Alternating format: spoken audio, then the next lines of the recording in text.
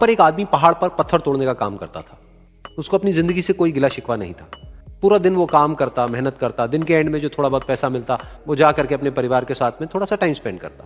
तो एक दिन रोज की तरह वो अपना काम खत्म करके अपने घर की तरफ जा रहा था, तो रास्ते में चलते चलते उसके मन में ख्याल आया कि ये भी कोई जिंदगी है कि सुबह से शाम तक मैं पत्थर तोड़ने का काम करता हूं और एंड में मेरे को थोड़े से पैसे मिलते हैं जिसमें मुश्किल से मेरा और मेरे परिवार का गुजारा हो पाता है।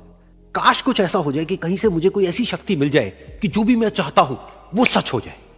वो अपने घर पर गया, उसने खाना खाया, लेकिन उसका ध्यान खाने की तरफ नहीं था। उसके दिमाग में यही ख्याल चल रहा था। उसके बाद में वो यही सोचते सोचते सो गया।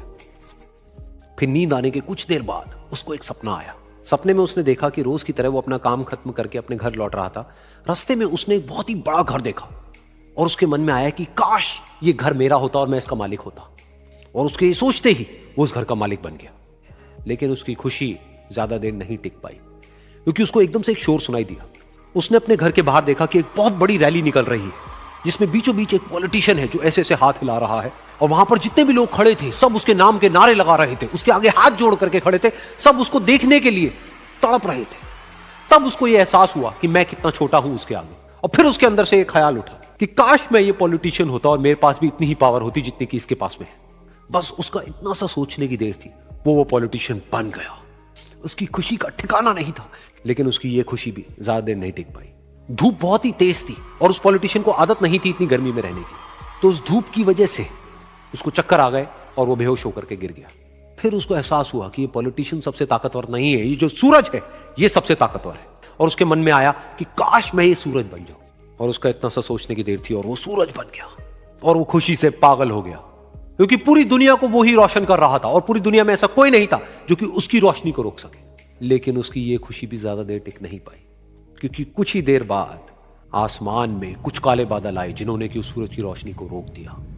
फिर उसको यह एहसास हुआ कि इस दुनिया में ऐसा भी कोई है जिसमें दम है उसकी रोशनी को रोकने का। और उसके मन में एक ख्याल उठा कि काश मैं वो बादल बन जाऊं। और वो बादल बन गया और आसमान में उड़ने लगा। उसको ऐसा लगा कि मैं आसमान में उड़ रहा हूं। लेकिन कुछ देर बाद वहां पर एक बहुत तेज हवा का झोंका आया जो कि उन बादलों को उड़ा करके ले गया।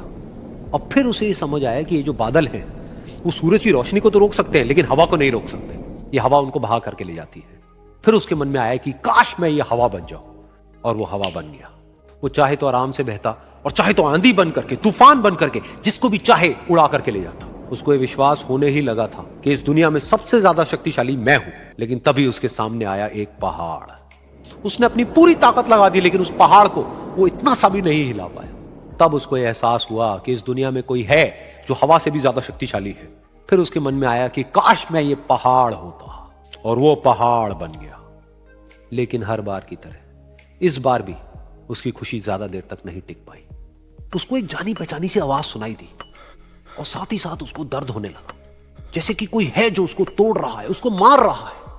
तो दर्द से वो चीखने लगा और उसके मन में आया कि काश मैं वो बन जाऊं क्योंकि इस पहाड़ को तोड़ने का दम रखता है। लेकिन इस बार उसकी ये ख्वाहिश पूरी नहीं हुई। उसने अपनी पूरी जान लगा दी, लेकिन इस बार वो नहीं बन पाया।